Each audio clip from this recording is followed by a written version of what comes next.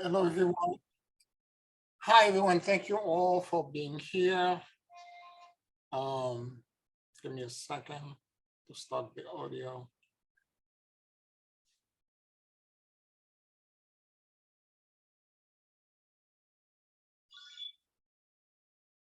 Thank you all for being here. Today, I'm going to continue to talk about the challenges that we face as we traverse this the transit. And okay, the crazy thing about all of this is that there's nothing that's happening in the world right now that I did not pick up or foresaw in the channeling that started almost every year, sometimes twice a year since 2015. Nothing new. Everything is as I foresaw it.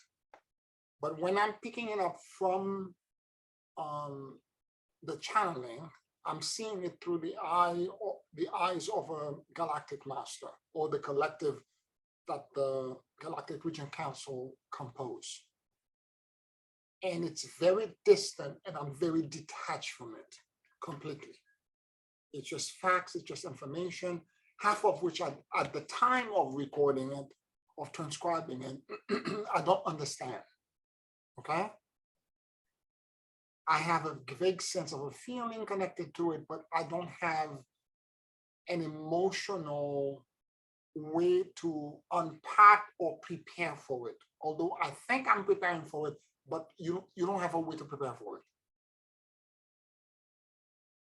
I heard a long time ago that seeing the future is to be trapped by it. And there is a part of this that's true. That's once you see something, particularly when you're a seer, you cannot unsee it because it's always there, knowing at your back of your consciousness, right?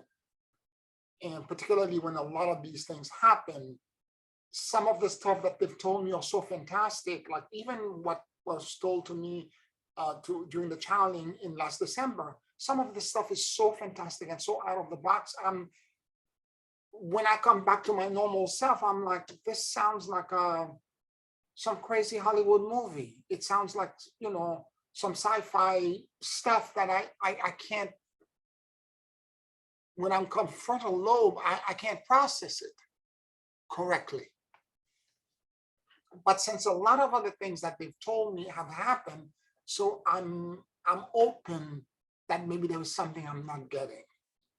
Now, no, in the past few months, meaning by that probably in March, if not early February, maybe the end of February, I got connected to a YouTube channel.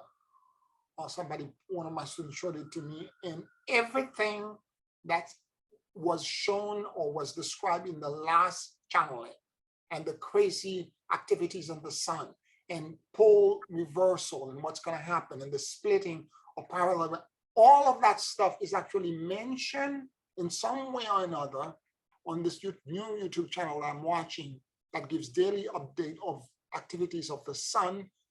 And it's basically a disaster preparedness web channel called the Suspicious Observer. Okay, and I've subscribed to it because, the guy is a scientist. This is not, but he's more a renegade scientist, because the normal scientists are saying polar reversal is over 1,000 years in the waiting, coming. Whereas this guy is saying no, it's imminent. It's gonna happen like because he scientific papers, proof after proof, that every 6,000 years there's a polar reverse. There's an Earth magnetic reversal, and he points out to all of the ages when they happen, and every time it happened, there is some cataclysmic end of life, because it affects species. Because one of the things that happens when the magnetic when the poles are reversing, and there's a reason for this. They describe this in the channeling. He says in the channeling, they were describing the fact that the iron core is not purely made of iron. There are other metals in it. And each metal, let's say nickel or copper or gold or lead, they have their own conductivity. So the north to south axis that they create is slightly different than what the iron core is creating. But the iron core being the biggest, it kind of entrained all of the other ones. But at the time of the polar reversal, and it's connected directly to galactic activity. In their parlance, they call this the crossing of the galactic equator, talking about the fact that most of the time the Earth sits, because our spiral galaxy is flat, it's 100 light years across thick, and the Earth, the solar system remains in the thickness of it. But every so many thousand years, we peak up or down. And as we do, we face the light of the galactic equator directly. And as this rise is occurring and we're about to face it, in the Suspicious Observers channel, he calls this, and the scientific papers call this, the galactic sheet. The term used in the channeling is called the galactic equator crossing. They call it the galactic. I've been hearing this galactic equator crossing since 2015, and I don't have a way to explain it. I just heard it and I'm repeating it when I'm channeling, right? So now I'm having the scientific, more or less, clarity to back up some of the things I've been hearing. And I'm saying this because I want you to understand that these magnetic changes, he was talking about the last time that the pole reversed, there were extinction events.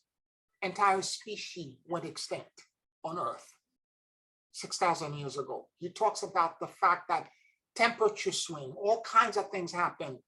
Why? Because when the poles are about to reverse, multiple, let's say the nickel north to south axis becomes separated from the iron north to south axis, separated from the copper north to south axis, and so on and so forth. And as they separate, the magnetosphere that protects us from outside bombardment of cosmic rays, gamma rays, X-rays, or if for that matter, ionic plasma from the sun, weaken, which is what's happening right now.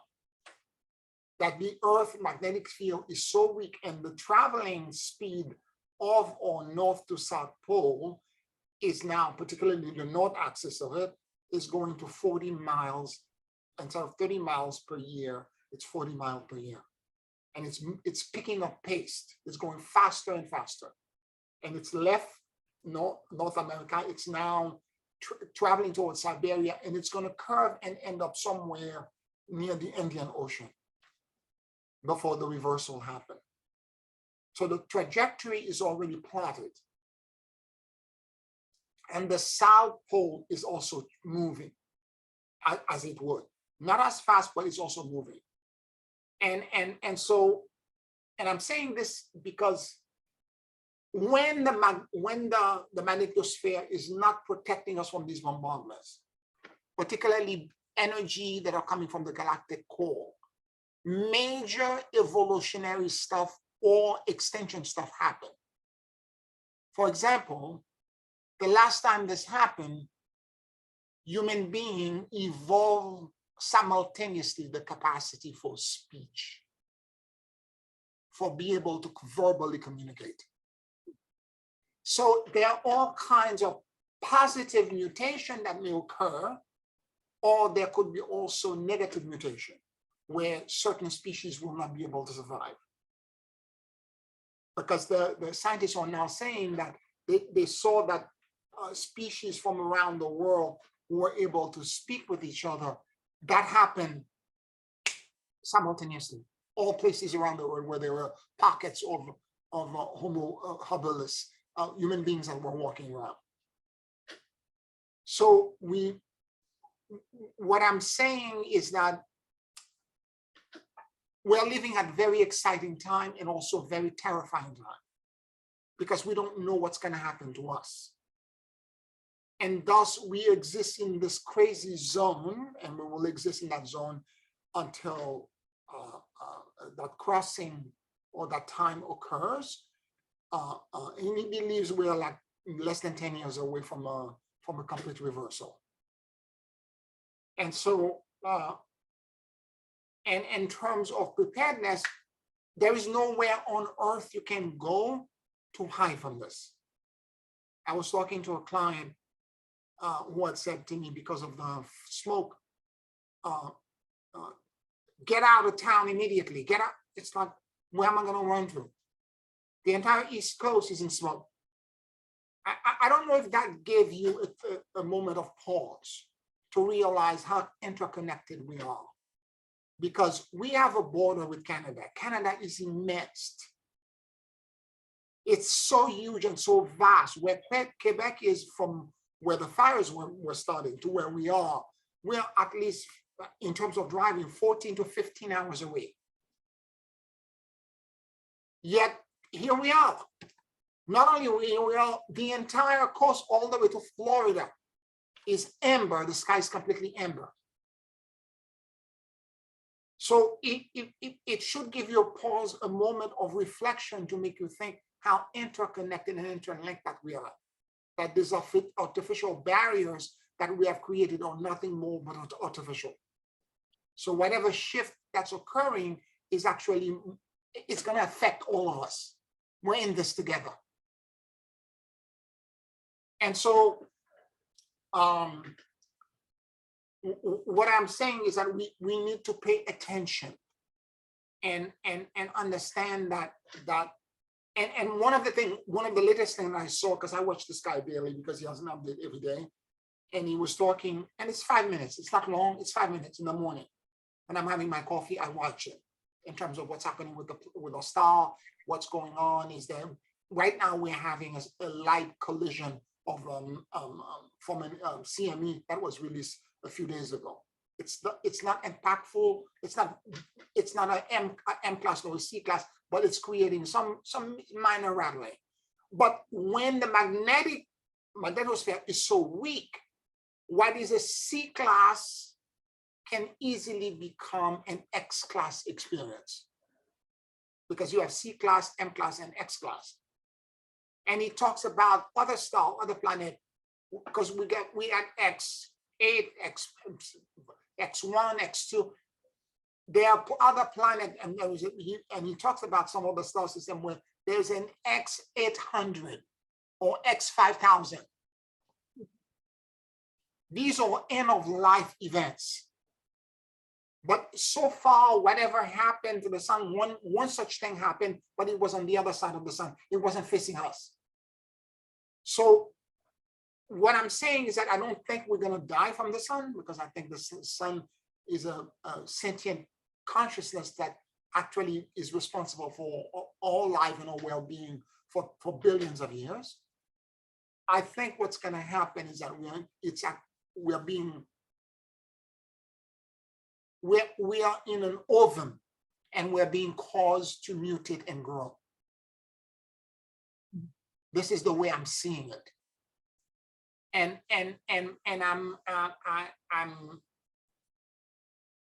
I want you to understand what I'm trying to explain to you. Because of this weakness in the magnetosphere, these bombardments are coming in, and they're affecting not only our brain activity, because our brain is mostly electrical, but all other parts of our body are electrical, and more importantly, our heart is also electrical. And because of this, they're causing, at times, very uncomfortable disruption.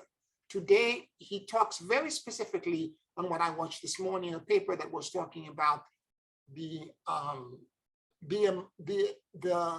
panic and the fear that these events create. We talked about the solar flare symptoms before: the lack of sleep, the sense of fear and panic that they create, the sense that you feel like something is, like there's a buzz around your head when it's really X class, like something is buzzing all around you. Or at time when they are more extreme, like X9, X10, you can even feel visually, I can actually see it for a flash. like this kind of experience that looks like when you're in a very hot climate and you're looking at asphalt and you see this kind of wiggly thing around. This kind of, for a moment, I can actually see it. So, because the charged particle are of a different electrical charge and they're collapsing through us. And as they pass through, now, normal scientists, regular scientists, are worried about electrical grids, satellites that we have on space, but none of them are talking about the human impact. I know of one psychiatrist who wrote this book called The Solar Apocalypse, and it's about exactly dealing with that, dealing with the fact that when that reversal happens and the sun goes into maximum again, and it's about to go, it's picking up speed to go into maximum again, because that happens every 11 years when the magnetic field of the sun reverses. We're going to solar cycle 25 since we've been recording this. So it's about to pick up again, and it's activity, more activity. And for a few years we have a kind of like a medium or no activity, and then all of a sudden it picks up again.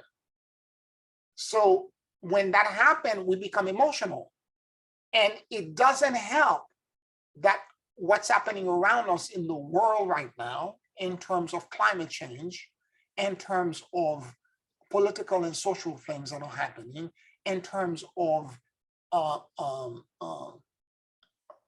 or also so out of the box and so biblical in scale that we begin to internalize these experiences as fear or panic, because we have no way to process it or control it.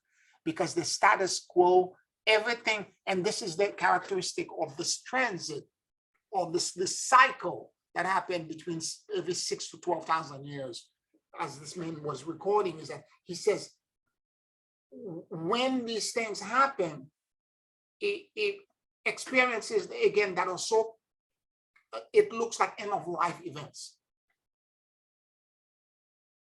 And when they happen, species do survive it, but it creates a tremendous amount of emotional and psychological turbulence.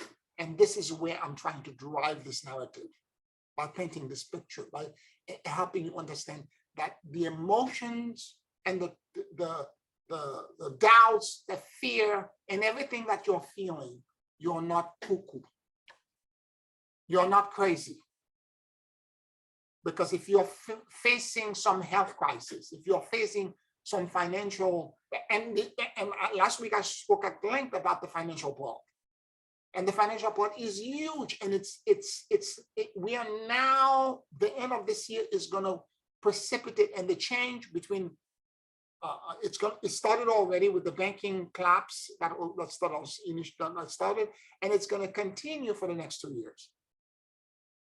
And right now, the war energy with Mars squaring Jupiter, it's big. It's big. As you know, Mars is the expander. Jupiter is the expander.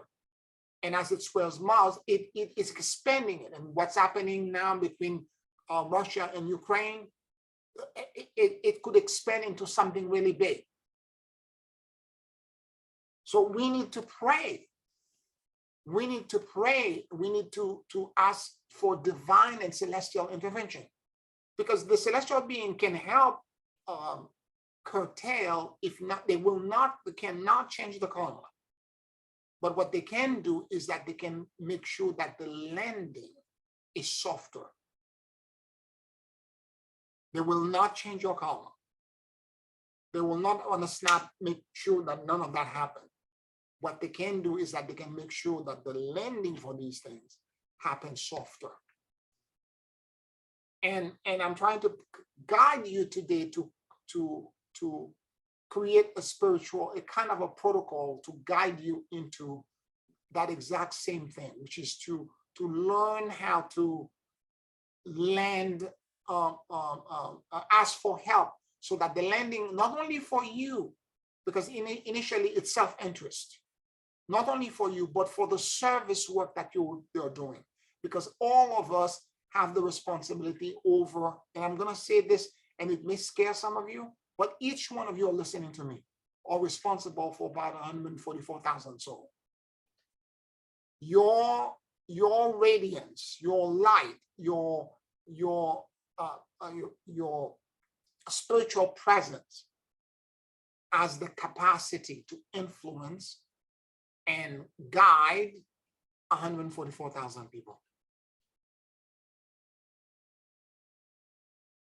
So if you take your responsibility seriously, when you're the peace and the serenity, when you're in your good moments, when you're feeling at peace and you're radiating light and love from your heart, and you're shining it, you let it shine through you. When you're in those moments, then suddenly you can radiate it to the people in your circle of influence.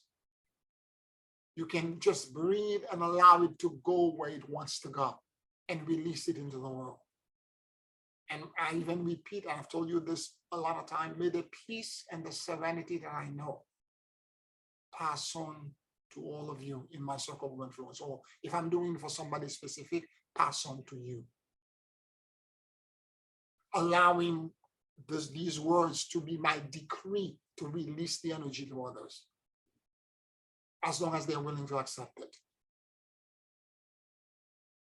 Now, what I'm saying equally, because you're linked, you're in entanglement with 144,000 other people, you're in quantum entanglement with them.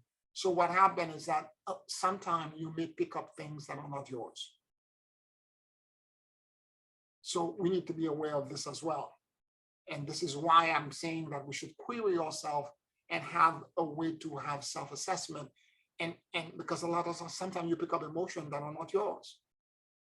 And you wake up, particularly with these bombardment. And what is the sun and the galactic sheet or the galactic equal crossing doing? It is actually to purge us of the 3D false belief of lack, of things not being enough, of being constantly separated and feeling that, suffering is noble, the kind of bullcrap that the church has shoveled at us, or that we, in order for us to ascend and to find enlightenment, we have to go through all kinds of pain and suffering.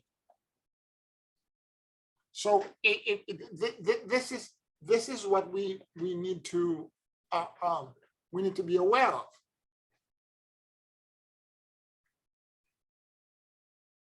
So I need to. So when these emotions are coming through, you have to find a way to process them. You have to query it. You do your dantian. You go into the pit of your stomach, or wherever you feel the feelings and the emotion. If it's your heart, your mind, your back, wherever you're feeling the agitation.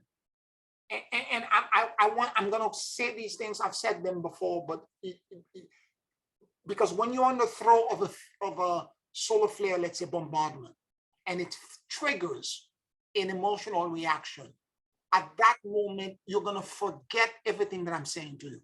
You're going to have to go back and listen or read your notes in order for you to remember how to do it. Because one of the characteristics of this emotional flares and triggers is that it creates an amnesia and a paralysis to make you feel that you don't know how to get out of it.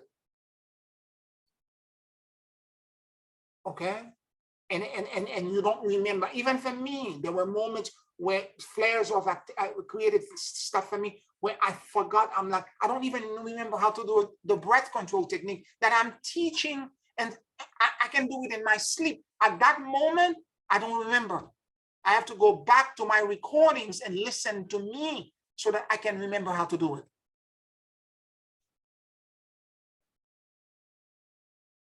So I'm saying this because I want you to understand how powerful that external Deus ex machina experiences. It's so powerful that I'm and I want to talk about the difference between depression if you're depressed as opposed to you having a panic attack.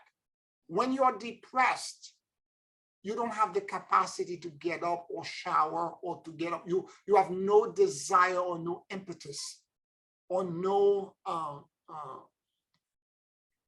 to do anything. You're completely disabled by the emotional weight that you're carrying. Like everything is useless. There's no reason for me to do anything XYZ. Whereas the panic is different, because at that moment you're overexcited. You feel like running, you feel like fleeing, everything inside of you is shaking, and you're running, and you're overexcited, and you're talking fast. And this is manic reaction. When you're depressed, it's the opposite. And I'm saying this because I want you to be able to identify when you're going through these moments. You need to identify which one you're falling on. Am I depressed? Or am I panic or manic right now? And if that is the case, what do I do? Okay. For me, it doesn't matter which one I fall in. I typically go to the panic and manic kind of behavior. You know, I get excited. If I'm scared, something is going to happen to me.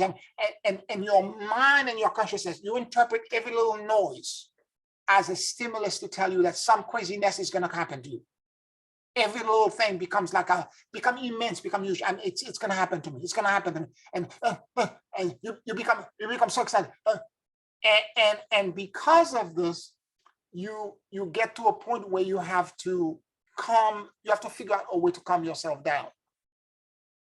And what I usually do is that if I can remember how to do the deep breath, that actually helps. But before I even get to the deep breath, one of the tricks that I do, intellectually speaking, because at this point, your frontal lobe is overactivated.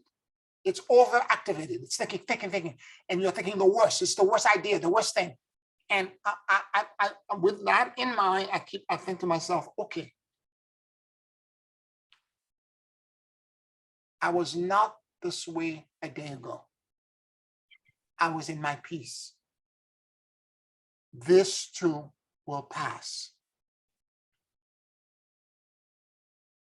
And if I can accept this, I begin to calm down.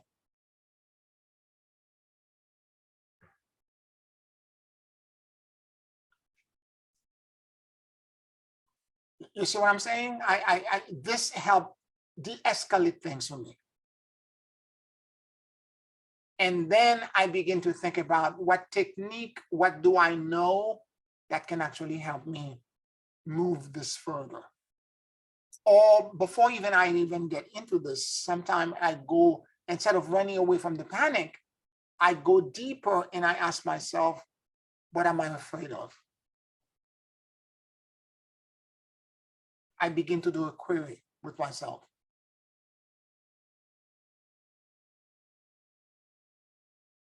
Is this fear coming from me, or is it coming from the outside? And this is key because sometimes it's two things at the same time. It doesn't have to be one or the other, because sometimes it's an external thing. Let's say, for example, it's an agitation because of a flare from the sun or a release of plasma from the sun. But that plasma from the sun connects to a weakness in your spiritual psychology, and it's trying to unroot it. What is the solar flares doing? And the galactic sheet, they are trying to cleanse and purge you by removing all of these false beliefs that don't exist in your core. And they connect to an emotion, and they try to remove the cellular memory by creating agitation and panic in you.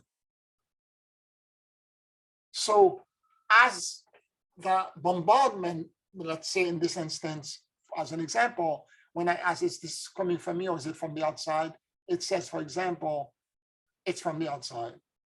And I'm like, okay. And I begin to go to a list. Am I picking up from the ether of the planet? If it says yes, is it a solar flare? Or am I picking emotion, some undercurrent psychic collective psychic emotion. Or it could be that I'm picking up something from someone very specific. And a lot of time we empathize with people in our life. And we basically are empathing their pain and their suffering, particularly the people that we're very close to. Okay? And sometimes, and the reason you're asking this is,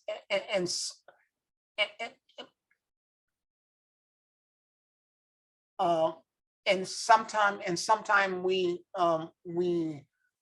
experience it, and if it's both, it might respond and say, okay, I've lost, it's both. So it means, okay, and then at that point you ask, which percentage is mine?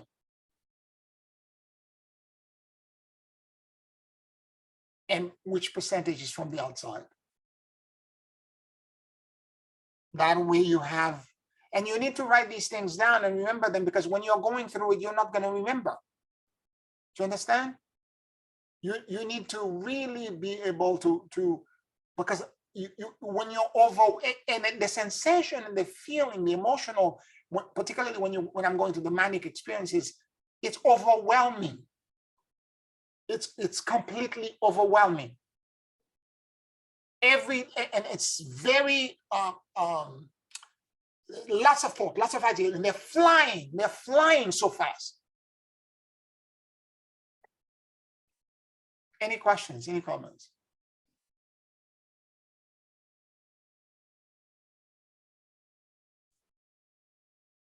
Just to be sure I'm understanding, sure. The plasma from the sun, the solar flares, the ether from the planet, can either impact you in this fearful, manic, hyper energetic kind of response, or the depressed response, right? Where you cannot bring yourself to do anything, even if it's something you really want to do. You cannot bring yourself to do it. It's I'm beginning to thank you for that, because I was beginning to worry that I was becoming lazy or something. I'm feeling like that so much, and I know I'm going through other emotional journeys right now too, but it's helpful to know that it's not all me.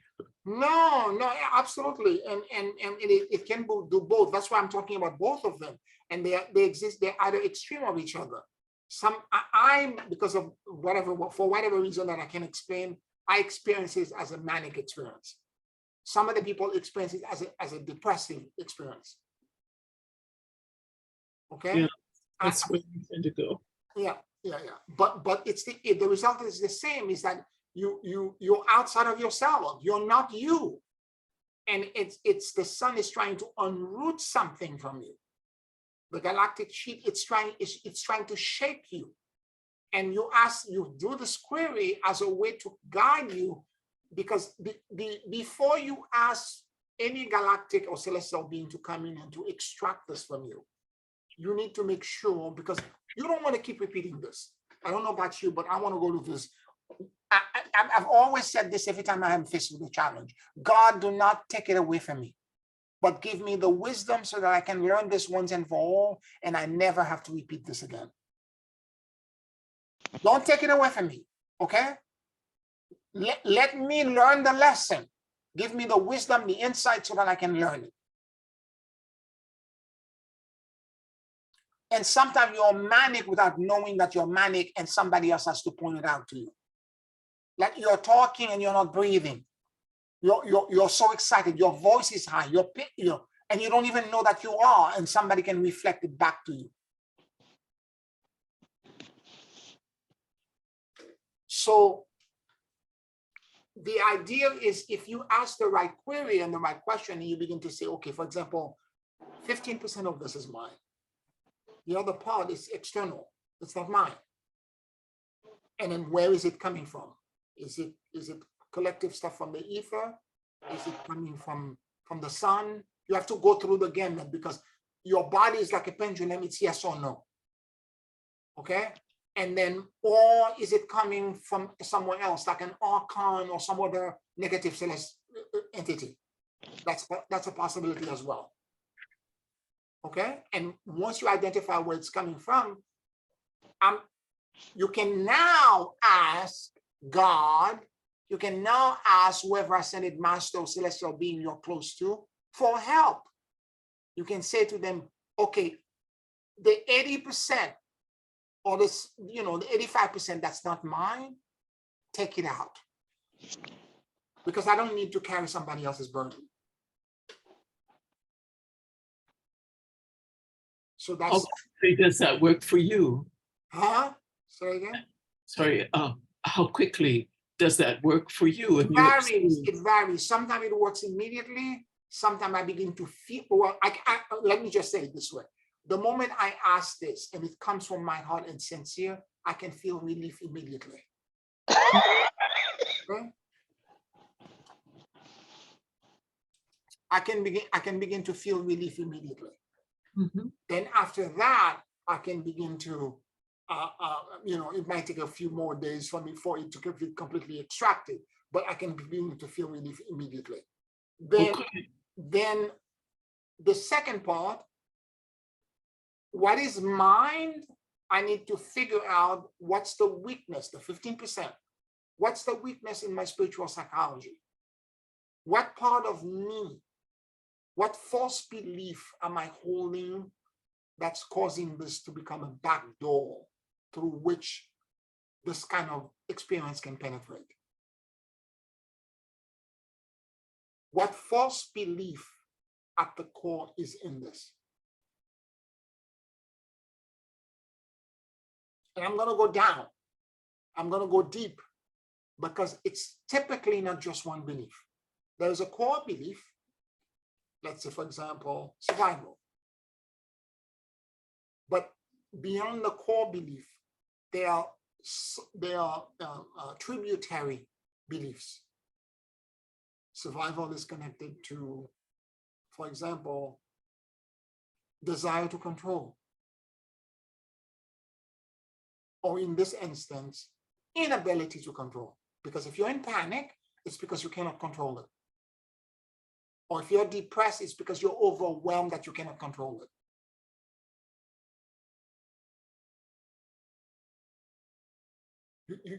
You're so, you're looking at yourself, you're like, I don't know, it's beyond my scope to try to control this. And so on and so forth. There might be other emotions as well. There might be other things in there that I'm going to, it could be an experience in fear. Like I don't want to lose, you name the thing. My life, my family, my house, my job. However, the emotion is however the back door is, whatever the back door is. I don't want to lose, and then you fill in the blank, because it's typically connected to a grief. Because what is the solar flare or that external thing is trying to do? It's trying to create an ego death so that you can have non-attachment. It's doing its work. Its purpose is to make sure you leave the 3D reality behind and your attachment to it. So there is typically a loss that is that's in there, that you're afraid of losing something. And that's what it's trying to shake out of you. We don't like change, do we? Absolutely not. We rather hold on to what we know, even if it's uncomfortable, than to tread into or to go through a door into an unknown, because even if it holds the greatest promise, we're not wanting to change. There are no wiser word that I've ever heard, okay? Exactly what you said. Exactly what you said. Okay? And yet it is in that unknown territory that liberation exists. Yeah. That's exactly what, because what are these activities doing to us? They are forcing us to learn by karma because we have failed to learn by grace over the past 1,000 years. They're forcing us to learn by karma by creating all of these crises, all of these things, one after the other, overwhelming us. And through that experience, it is a hope that we will come out transformed into pure gold, the philosopher's stone, from lead into gold. So every experience for me is an opportunity to learn. And let me just tell you, the universe has heard me when I say to God, do not take it away from me, but let me go through it once so that I can learn and I don't have to repeat it again. The past 5 years, I'm telling you, they have come at me in rapid succession. Okay? But you have to understand as well, depending on your karma, depending on the kind of karma that you have and role you're supposed to play during the transit. If you have a lesser role, you will have less of these experiences.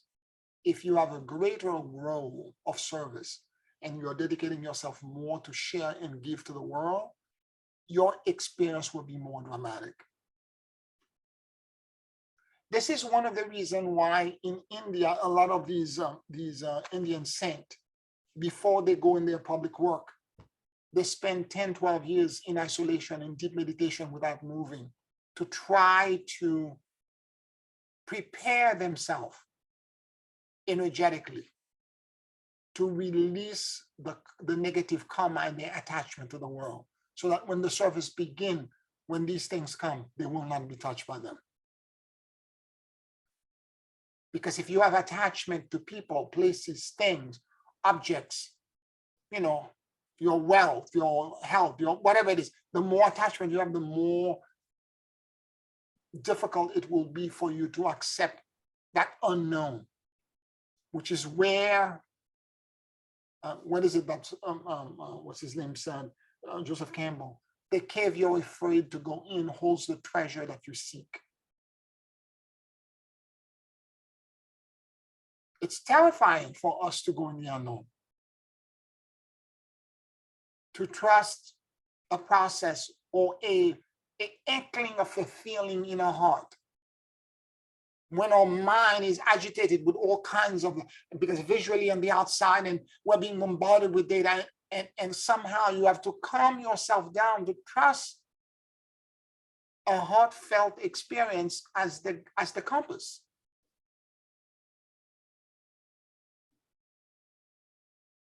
This is the dilemma. On the one hand, there is either depression or the panic or the agitation, whichever the case may be. And then you have to somehow calm everything down to get into your heart. And when you're in that heart space, then you can begin to open yourself up to like a different knowing. I've had so many people in recent time, that's clients that I've been helping, who have made decisions. Certain decisions were physical decisions about moving, changing business, doing X, Y, Z, whatever, moving from one place to another. All of a sudden they're in that place after 6 months or a year. They're like, I think I've made a mistake. I think I shouldn't have done it. And they're in tears and they're shaking and they're trembling and they're calling me. And a lot of time, it's not that it was a mistake. It's that it's still here, and it's still about attachments. And it's still about you trying to control, because when you go to a new territory in the unknown, you have to acclimate yourself to that unknown, and that's a process. You think you're going to go there and magic, and so for a sudden lights are going to, it's like on a Broadway show. You go on the stage and the light just show up, and you start tapping, dancing, or doing your show. That's not the way it works. You have to acclimate. You have to figure out a way to create. And you're going to enter that stage. It's going to be dark. It's going to be no lights. It's going to be no music. It's going to be all dusty. You're going to take your broom and start cleaning. You got to create it. And that's a process. You kind of warm up your voice, or if you're a dancer, you have to do, actual warm up with your body. You have to stretch, you have to breathe, and in order for everything to be created. Most of the time when I'm in my heart and I can begin to connect, and I can sense the way I see the future or the direction I'm supposed to go. Okay, the way it comes, it's not the loud voice. The loud voice is the head voice that confuses you. Typically speaking, it's a soft wave. The way I like it, what it reminds me, it's the way a wave crashes on a seashore. It's this thing that washed over me with a knowing. Or if when I'm thinking about the possibilities, everything is solid. When I get to the right choice, and I go in. It feels soft and it feels easy. When I'm in that place, that's the way I'm supposed to go.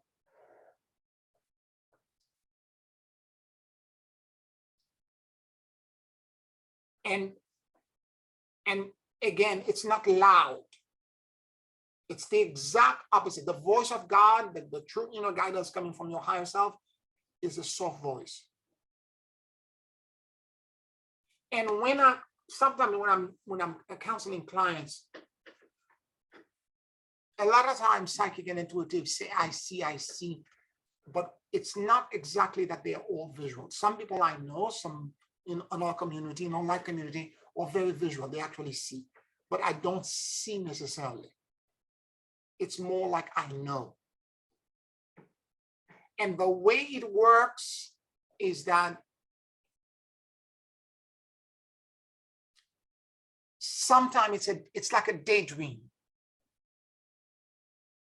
Like I'm talking to a client or I'm doing something else and somebody comes to mind that I've been praying for, and the answer to their prayer comes to me almost like in a daydream. Like two things are happening at the same time.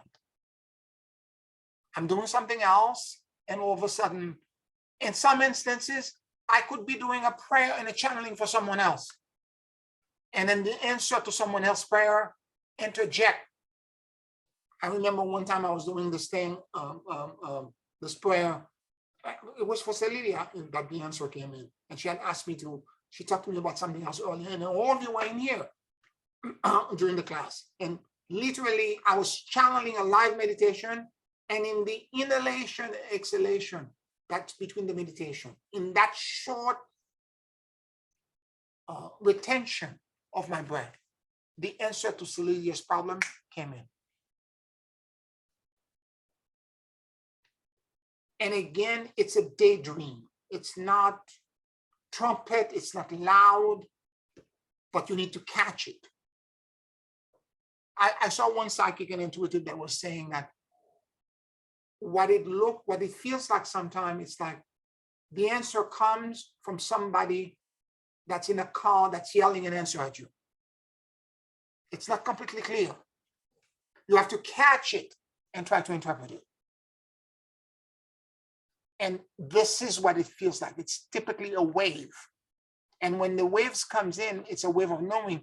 If I then do meditation, deeper meditation on the wave, it expands, it extracts. I get more. But I have to, whatever is thrown at me, I have to grab it. So your answer about typically what's happening in your core, particularly as we talked about after this query, when you begin to notice the root cause, the weakness in your spiritual psychology that's causing you to have this false belief. And again, it's not going to be, it may appear at first as one thing, but I guarantee you, if you focus on it in the day after, and the day after, a few days after, it will expand into more. There will be, or it's like a root system from a tree. There's more than just one thing. But at the very bottom, there will be one thing. For me, I can share with you what my one thing is. Aside from survival, that survival is always there. There's the lack, the fear of death. There's all kinds of things that are connected to the survival. But for me, what typically is at the core is my inability to control. This is big for me.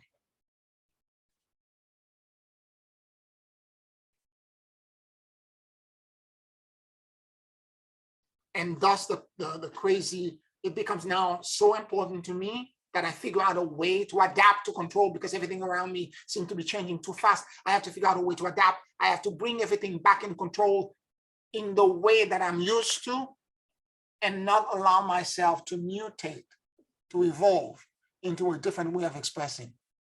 But I have to take it back to where it was, and why is it not there, blah, blah, blah. And as I'm doing this, then it becomes a back door for something else to come in. And in this instance, if it's a solar flare, the solar flare comes in, and what the solar flare is trying to do is trying to tell you, let it go. Release it.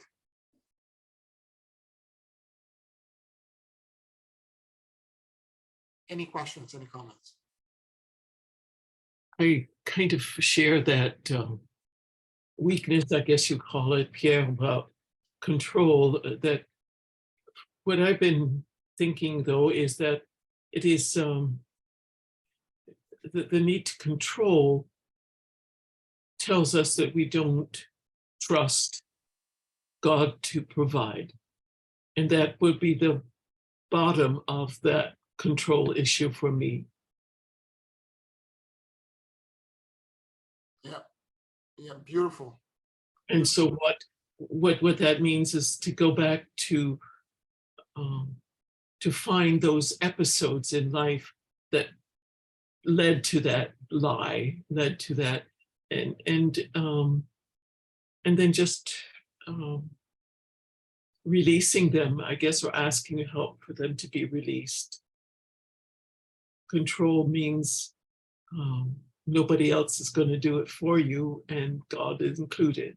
Yep. I remember I was in a space like this sometime. I was in Guyville, upstate, and I remember at one point I had an experience that blew my mind, because I was like, I can't control this. I'm going to lose everything. And literally, I did a deep meditation and surrender. I released everything. And right on the shoulder, I could feel somebody's hand, right hand. I could feel the hand touch me and squeeze me lightly. And a voice whispered in that ear, I have never left you. Mm-hmm. I broke down in tears and I wailed. Yeah, it's big.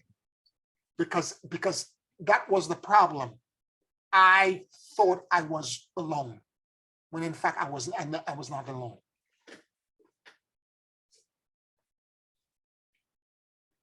I broke down, and still today it's bringing tears to my eyes.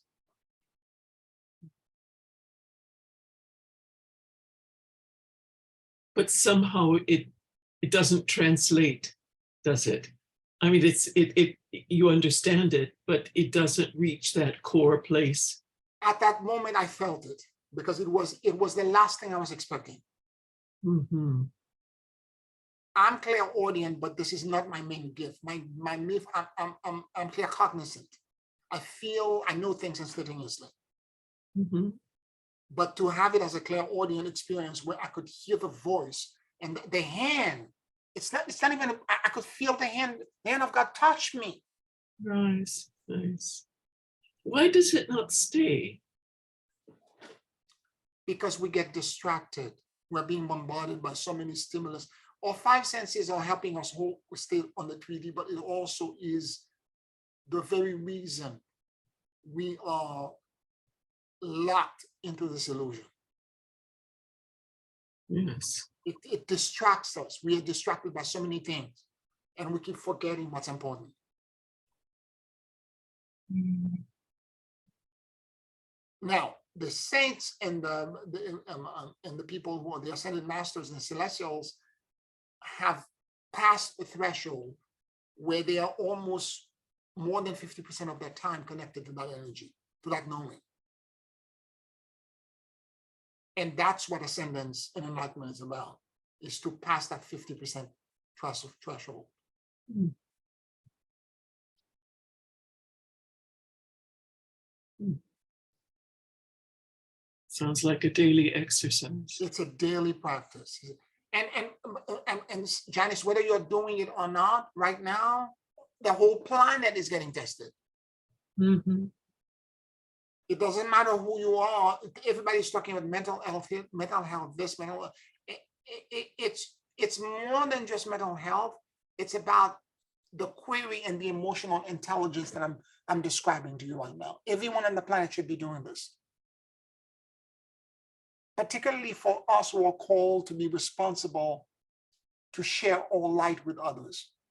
You cannot share what you don't have. If you're confused and you're lost and you're in chaos and you're in turbulence, your dimness is not going to help anyone.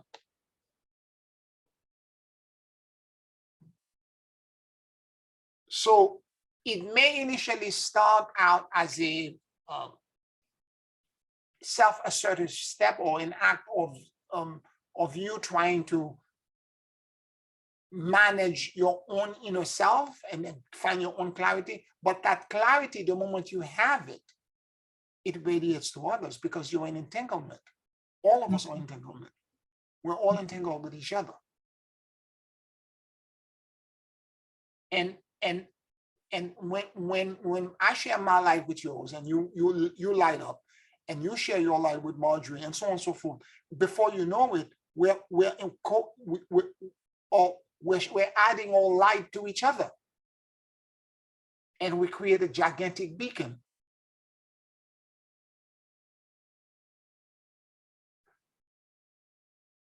Now, the beauty, the way to handle this and the beauty of this is that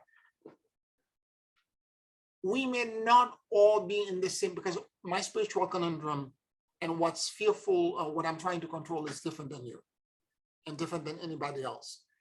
And if we have a spiritual family, although a solar flare may be bombarding the planet and trying to unroot something in everyone, the way it's unrooting it in me is not the way it's unrooting in you. If you can share with your family, particularly when a solar flare is going on, like I'm sharing with you now, and by telling you about the depression, you thought you were being lazy, etc. All of a sudden you realize, wait a minute, no, that's what I'm experiencing. So that in itself, because a lot of time when I'm by myself and I'm experiencing, I think I'm cuckoo.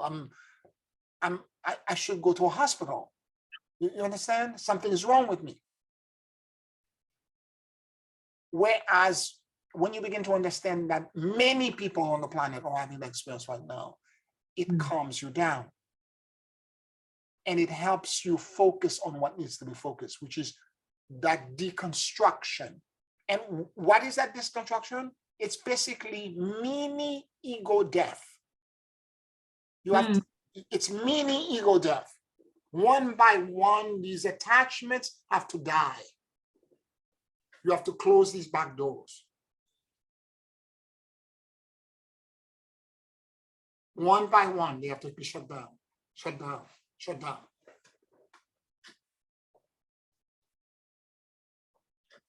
And as all of this happens, all of a sudden, you're going to get to a point where when you close enough back door, sometimes I see so many back doors, I'm like, this work, I'm going to. This house has all doors. Exactly. Who's the architect? What is it? What is it thinking about?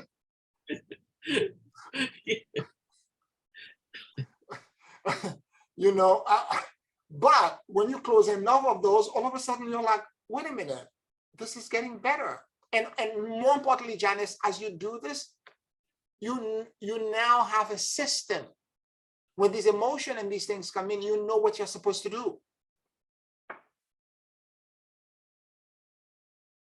Now, it's natural for us, particularly when you're doing heavy spiritual work, and particularly when you're used to feel that you're being overlit, where you feel you're blessed that day, and things are easy, and you feel the healing and all that, and you feel wonderful.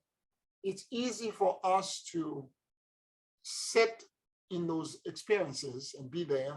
And on the day you wake up, all of a sudden, you feel your core, this is the way I experience this, I feel like my core, like I'm wearing a girdle, like things are not as easy.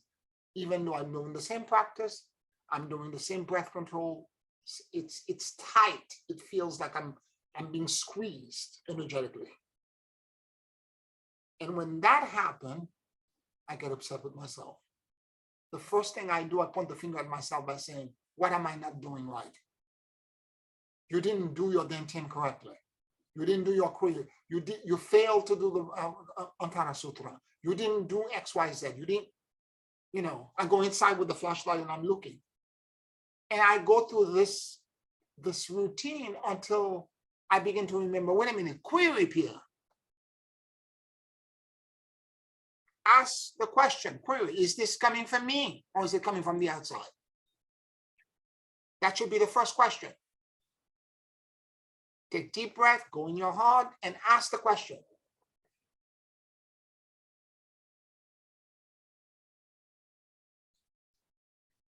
And again, as I said, when you get to the part that's yours, it's, although you may see one root cause or one core belief, it's more than one.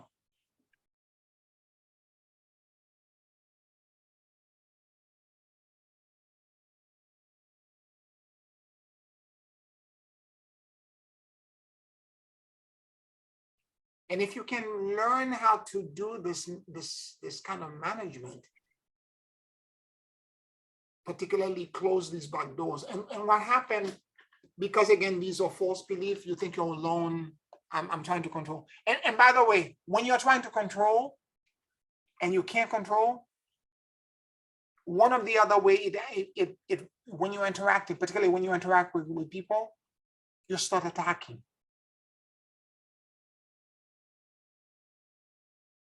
My teacher, Dr. Stone, it was a brilliant sentence, and I'll never forget when I heard this from him. Attack is a loss of control and an attempt at gaining it back.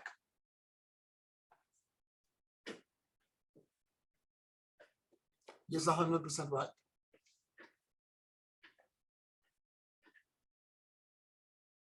So you may end up being a bee to everybody else around you. And people begin to reflect, if people are reflecting back to you and telling you, why are you being such a, a jerk? Why are you being such an a-hole? Why are you being X, Y, Z? That might be an indication or a mirror that something is not at peace in you. You're trying to control something that you cannot control.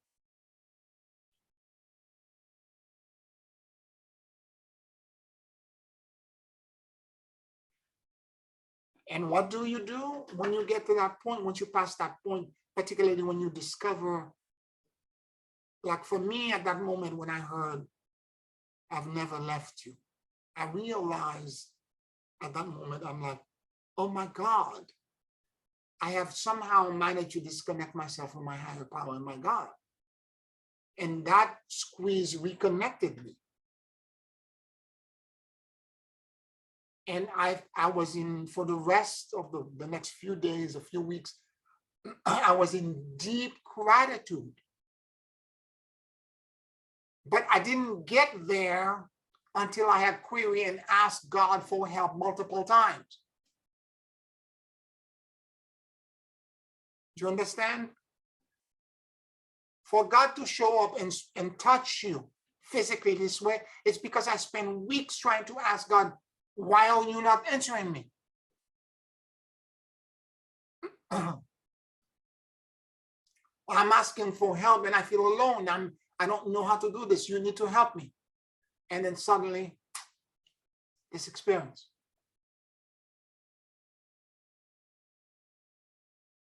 And sometimes the help doesn't come in the way we think it should. I was not expecting it this way.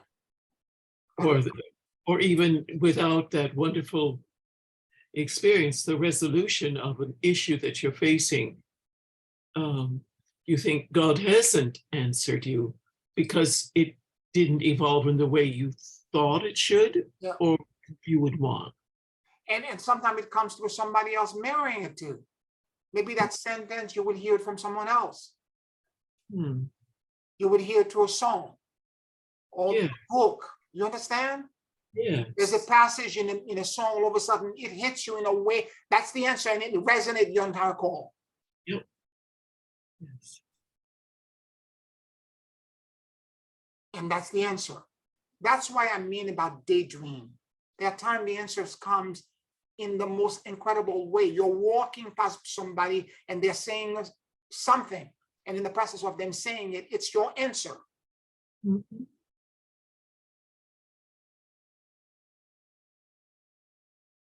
Again, we are entangled.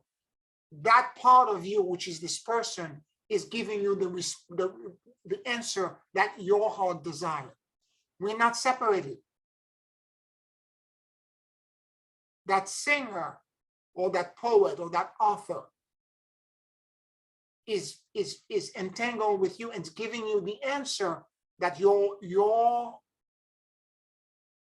spirituality and your psyche need at the moment.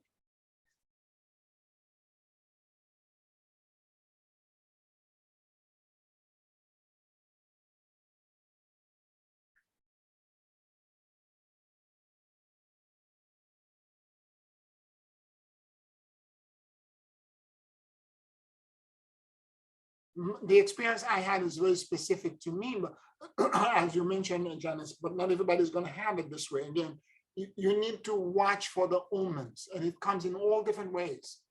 It doesn't have to be dream deep meditation. It could be you're walking down the street, you're talking to somebody else, you're helping your neighbor doing something. However, Can I give a testimony? sure. I had this experience that you're talking about when I was driving my car. I came from work and I don't know what was happening in my life at that time. I can't remember what it was that was happening in my life.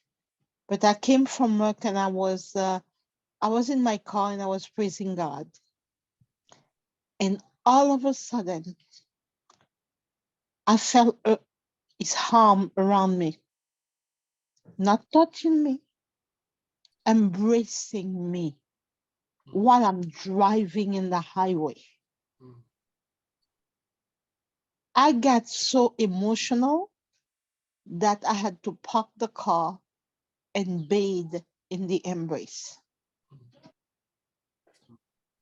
It was so deep.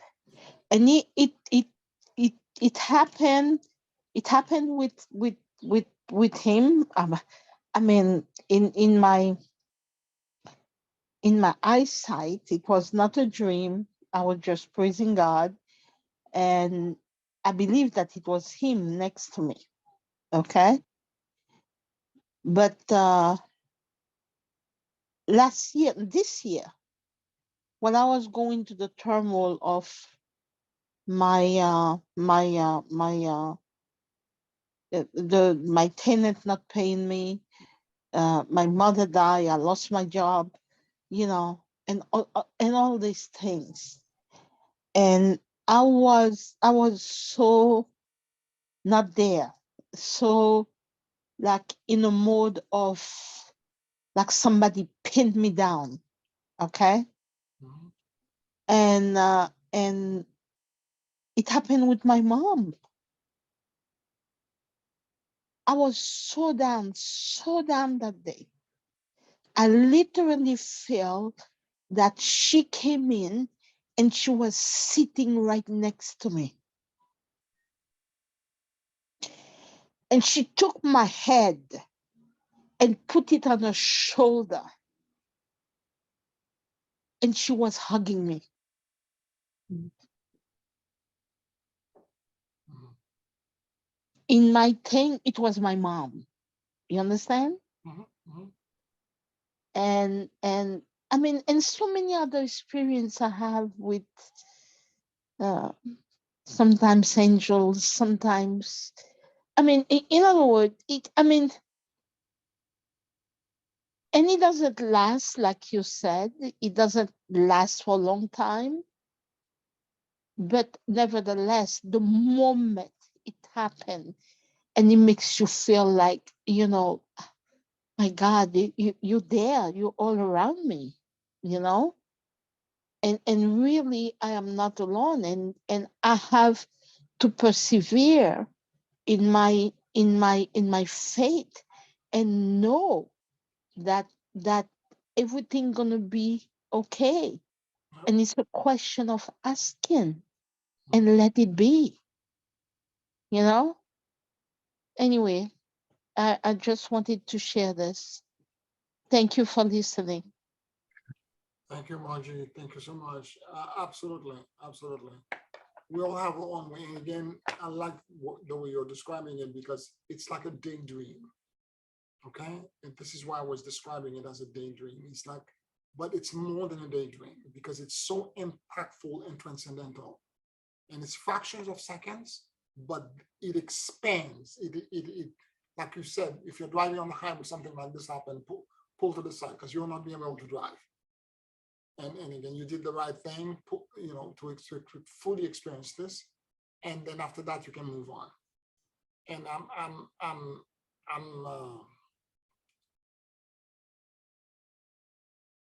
trusting that unknown, trusting that territory, because what is unknown to us, it's outside of our five senses. We're trying to control so that we can survive and remain here because that's what the five senses are telling us. Yet we know that the higher densities, 5D and beyond, are outside of that scope. And we have to learn how to trust more what exists beyond. And these challenges, be it the losses that we experience, the multiple experiences that seems to pin us against the wall, all of the multiple bombardment of what seems an endless flow of negativity and challenges. I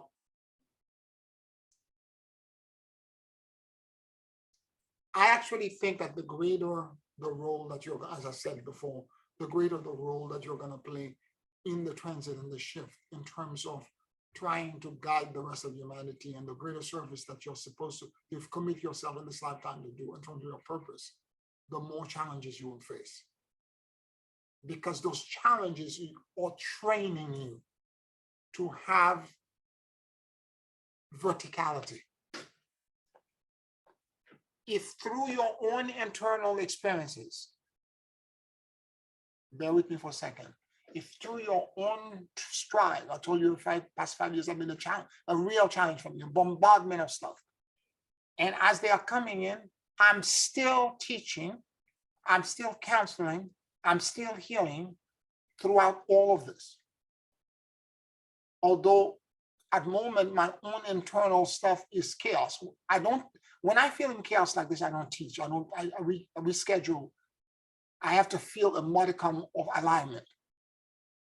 I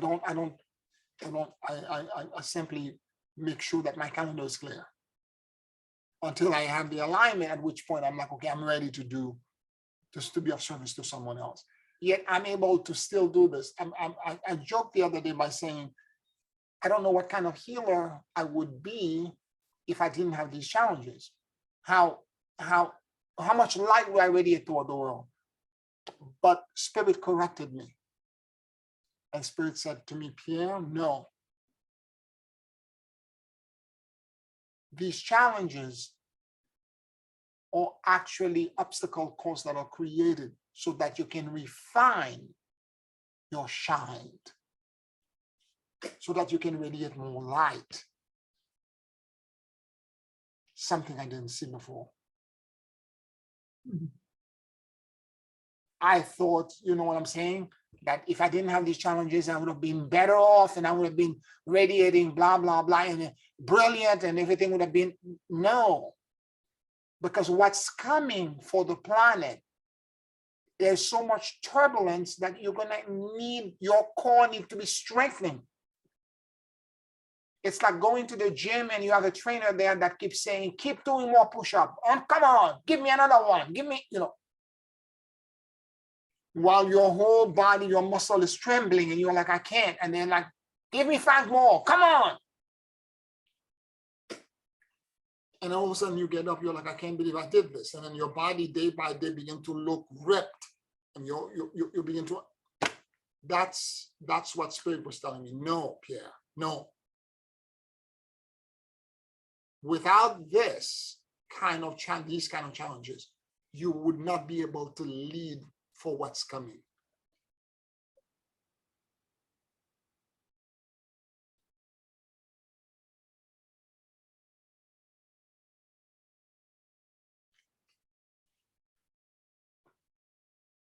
So I'm saying this to you because you're also in entanglement with other people. And that entanglement means that they're looking at you for illumination. And you think right now, whatever you're going through, there's no light in me. I feel so dim and so depressed and so, out of sort, blah, blah, blah. Trust me, you're light to someone else. Even in your most depressed or disabled days.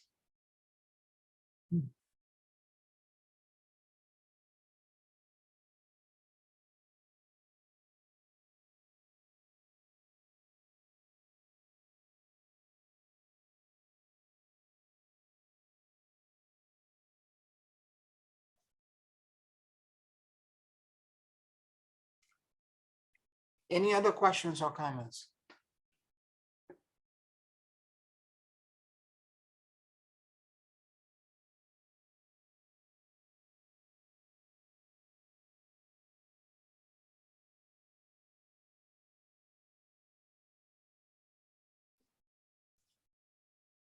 So what I would say to any of you is that if you can remember, since many of you have taken notes, you can remember some of these steps. Because when you're going through it, I know the way I feel when I don't have that alignment. I begin to blame myself that I'm not doing my spiritual practice good enough. But this is a typical Capricorn behavior. You always think that you're not good enough. We're the overachiever. Give us the biggest peak, we will climb it. So we always think we're not good enough. So it's a typical Capricorn behavior for me to go to that place. Then very quickly I'm beginning to realize, but what I keep forgetting is to ask the first question, which is it coming from me? Listen carefully. Ask this first. When you're feeling that you're depressed or you're in panic or you feel out of sorts, ask yourself, is this feeling coming from me or is it coming from the outside? Or is it a combination of both? And wait for an answer to come in. And if it is a combination, what percentage is mine? What percentage is from the outside? And the outside, you can ask for an exit very quickly. The others, if what's yours, that's the opportunity to go in the back door, to close the back door. And that may take days. Deal with one feeling at a time. Because if there are 4 or 5 feelings and you try to do all of them at the same time, you're going to be overwhelmed. You will not be able to do it. So if there is control and there is loss and grief and there are all these things that are going on, deal with one thing at a time. Close the door for one, because if there are multiple of them, you're going to be so scattered you won't even be able to process it.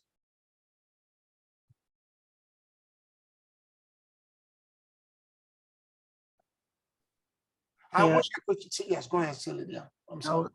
I didn't mean to cut across you. I was just thinking, I'm listening, to what you were saying, and I was reminded of that scripture in Hebrews where it says, "For we have not a high priest which cannot be touched with the feelings of our infirmities, but was in all points tempted, like as we are, and yet without sin." So if we don't feel anything, how can we, even have compassion or empathy for others if we don't feel anything ourselves. This is like,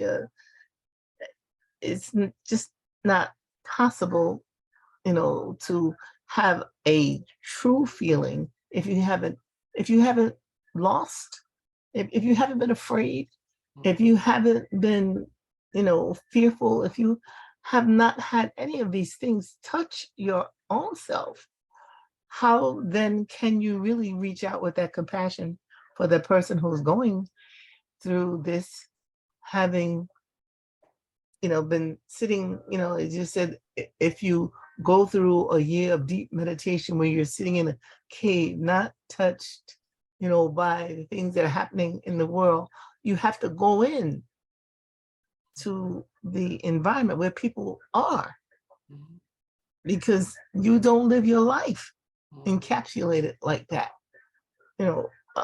And so if you've never been without a job, you can't tell someone else that it'll get better, because you'll find something.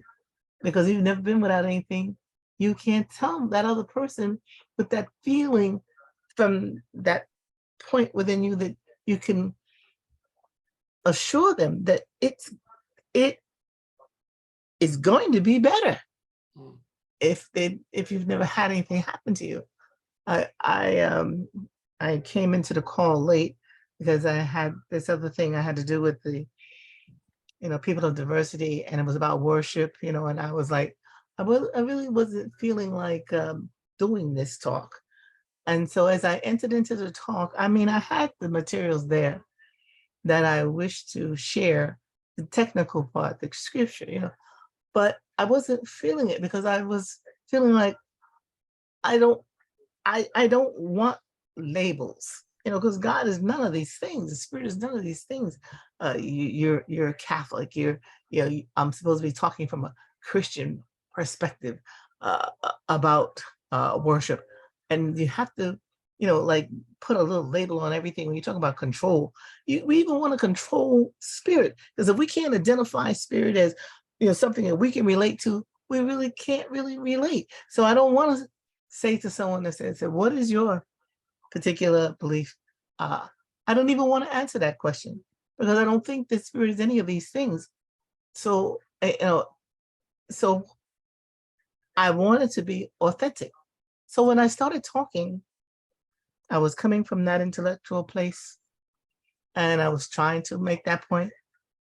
And then all of a sudden, I felt spirit come in to this and take that talk to a individual personal feeling. You don't have to go to a church to worship. You don't have to be in a mosque. You don't have to be in any particular place. Worship is between you and the Creator at any time, everywhere, all the time. When you stop and smell a rose, when you feel the sun beating down on your face, when you smell, like I love to smell after a fresh rain, when it feels, and even when the snow, it just makes everything look so beautiful, and it does something to clear the germs out of the air, just the cold air. It's like the Creator knows exactly what to do to make all things new. So you have to just, in that moment, acknowledge and just make that acknowledgement. And I felt the shift within my own self. And when I felt that shift within myself, then it's like somebody took a lid, like you can't contain that which this is known by this ineffable force.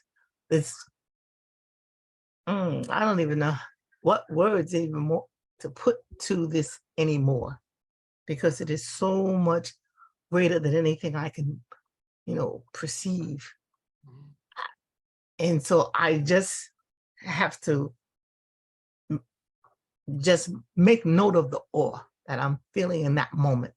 And each moment you want to touch that moment again at some other point. So you look for those things that bring you to those things that take your breath away.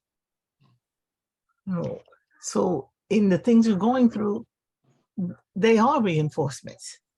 They are telling you that even in this human experience, you can feel that vastness, that unformed, formless, that comes into those things that we can recognize. And yes, this is more comfortable to stay with what you recognize, but stay flexible. Mm-hmm. And if you think this is great, there's a greater moment yet to come. So it's like you're constantly being prepared for something even greater, even greater, even greater. You say, oh, how did I get through that?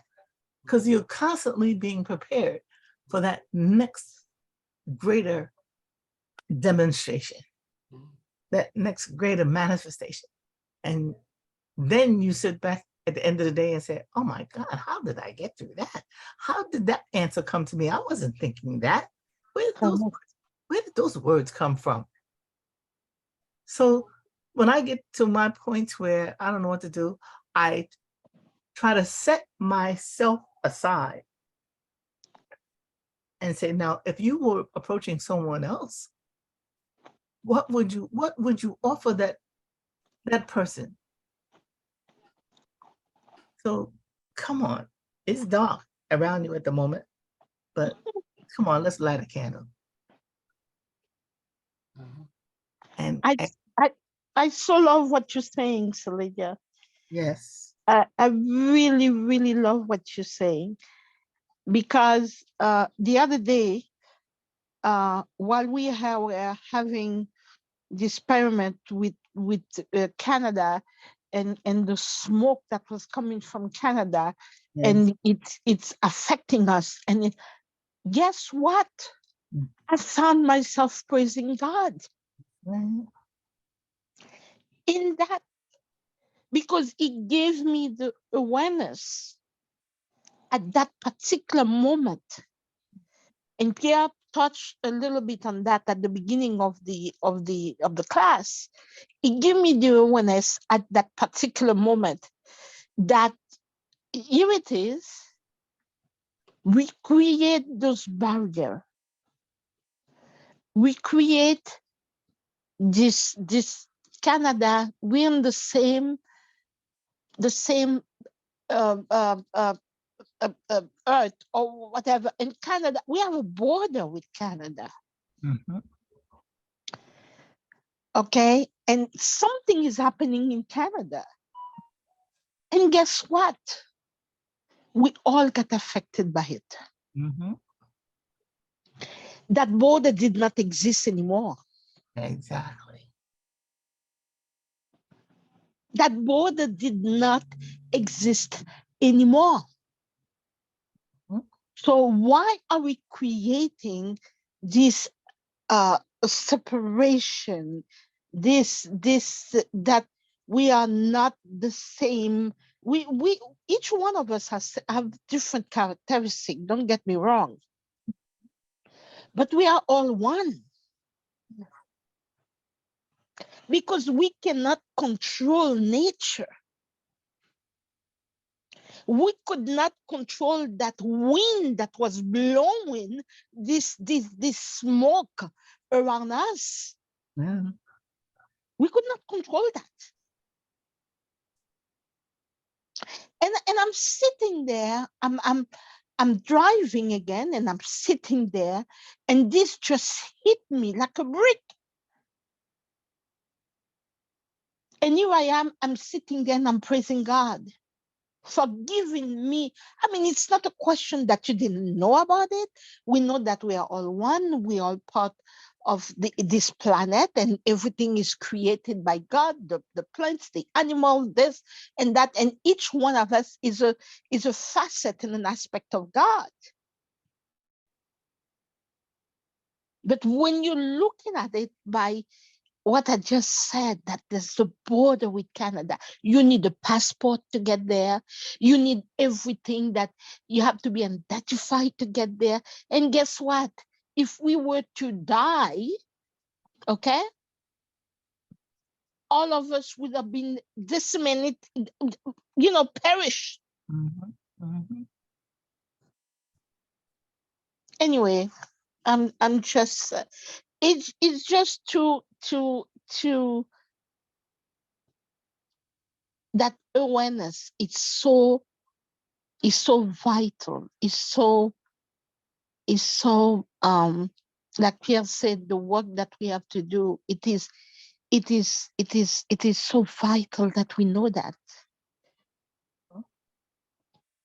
It is we must know it in and out, inside of us, outside of us.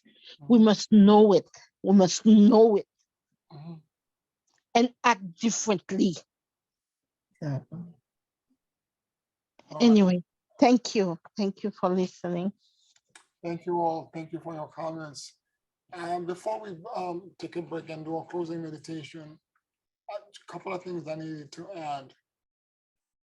Given all the challenges that are going on for you, for all of us right now, we should really be praying very deeply and ask for help.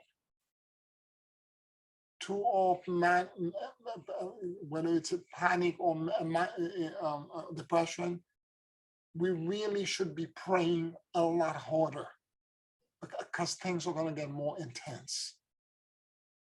We're being cleansed, we're being purified, but the lending of that purging and that purification can be softer for us if we're asking for God to support us. So that's the thing I want to add to that we need to, as a conclusion, we need to be praying more. If your prayer is something you're mostly meditating, you have to include more prayer in your practice as well. All right, let's take a 5-minute break and then we'll do a closing meditation.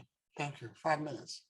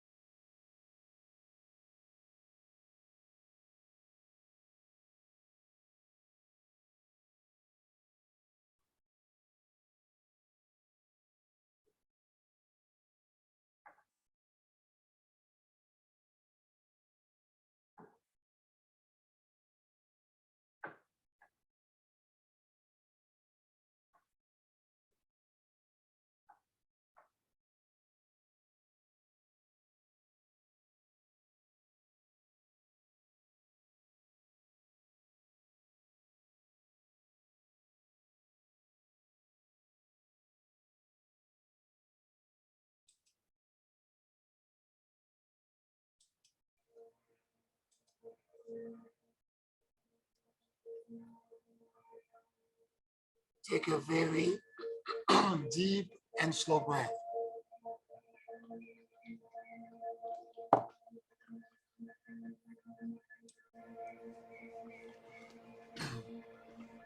And as we inhale and exhale deeply and slowly,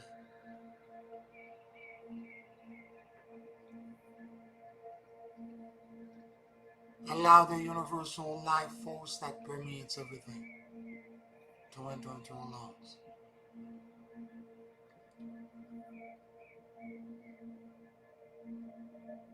Keep breathing deeply and slowly.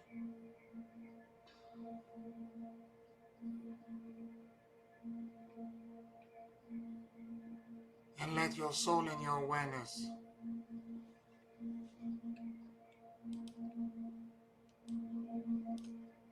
drop in the middle of your chest.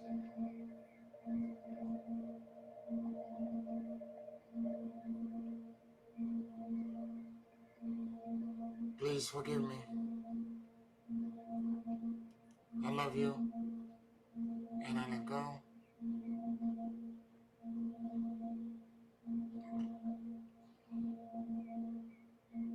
Please forgive me. I love you. And I let go.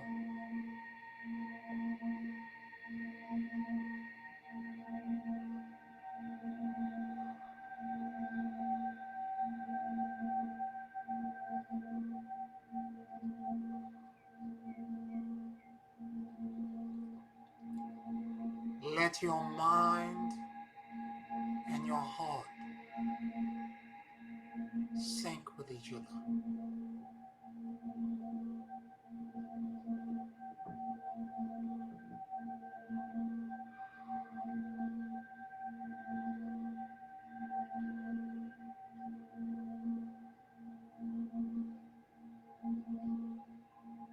Allow your entire self-awareness to emanate from your heart.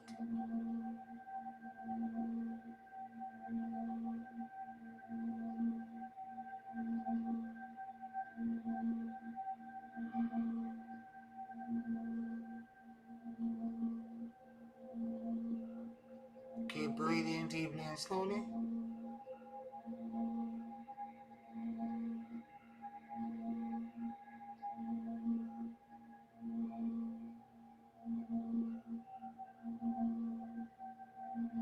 And notice what you noticed.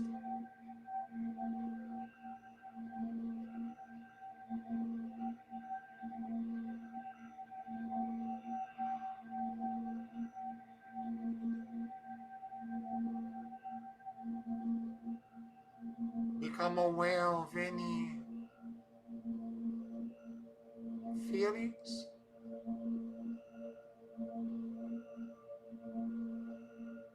sensations,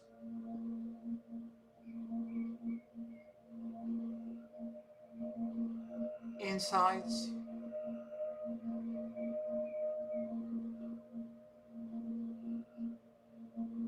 or expansion, or discomfort that may want to show up for you.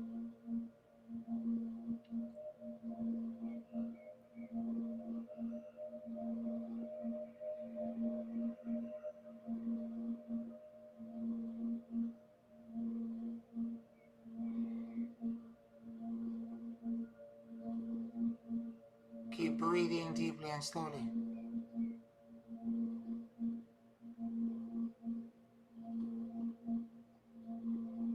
And notice what you noticed.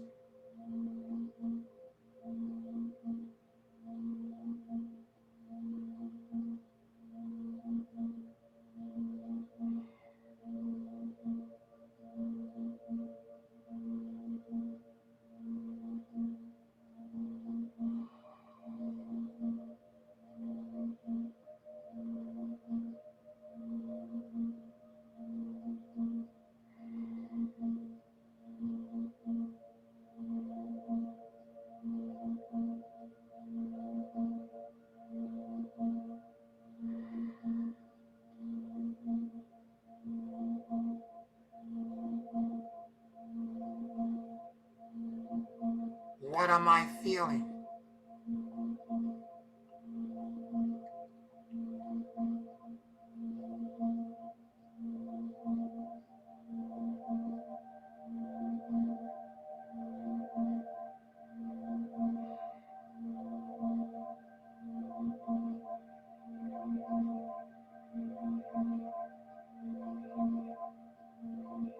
Is this coming from me? From the outside?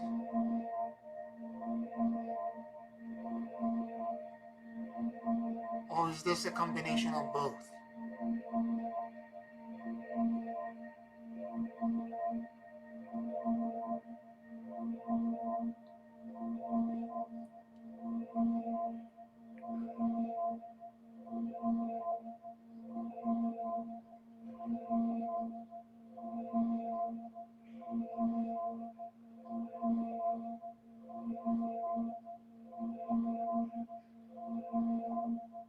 Keep breathing deeply and slowly.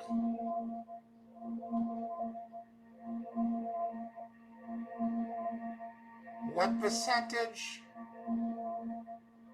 of this feeling is mine?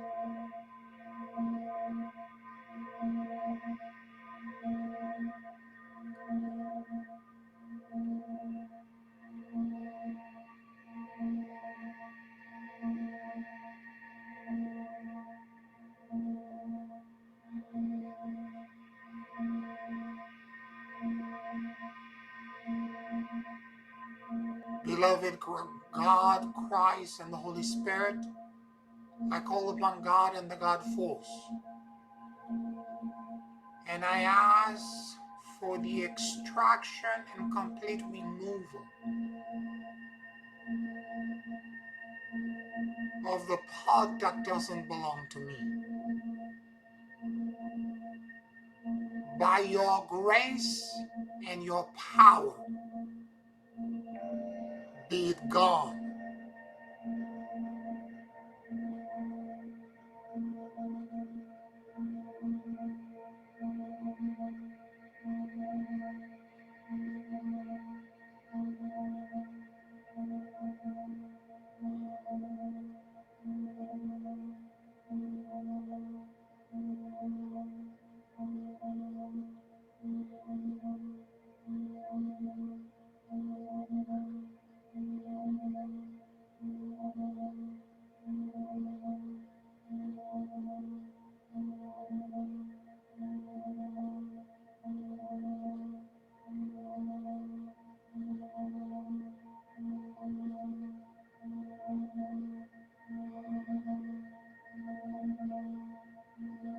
What is the false belief?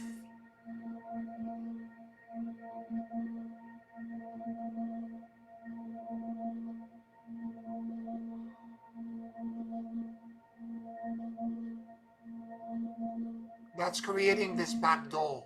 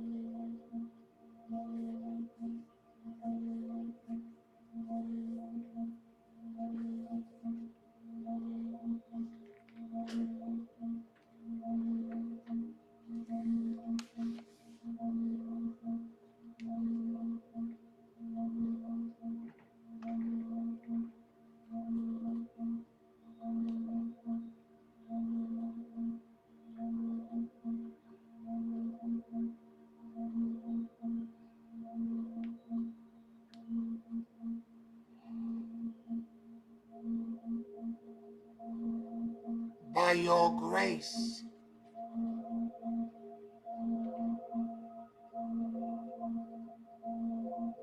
Show me the correct access and belief system.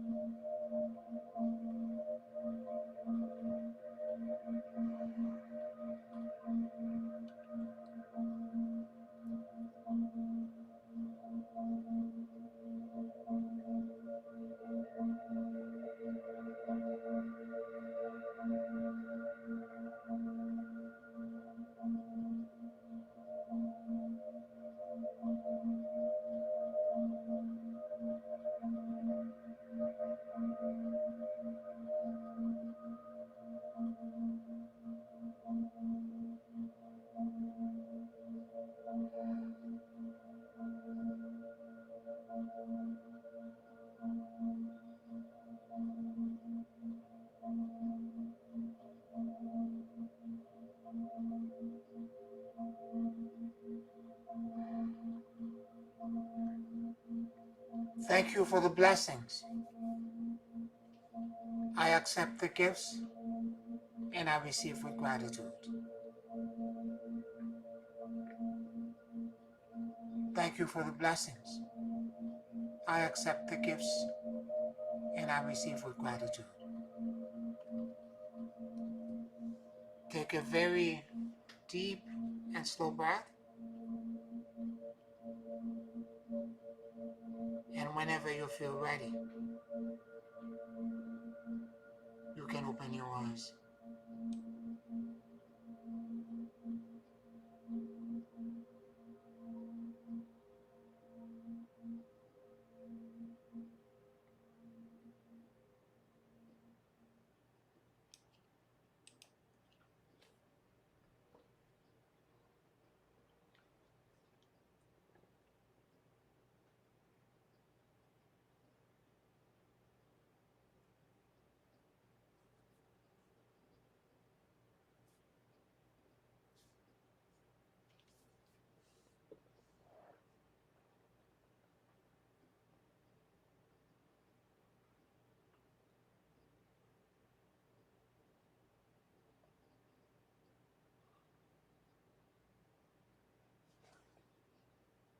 Thank you, Pio. That was very helpful in understanding on a new level. You're welcome, Janice. You're welcome. I'm glad to hear that. I want to thank all of you for being on the with me tonight. For those of you on Patreon, thank you for listening and the support. On YouTube, like this video, subscribe to the channel, share it with your friends. I'm so grateful to have you as an audience and as my spiritual family, my entanglement. I love you so deeply, and I'll talk to you next week. Thank you, everyone. Good night. Good night. Good night, everyone. Good night, everyone.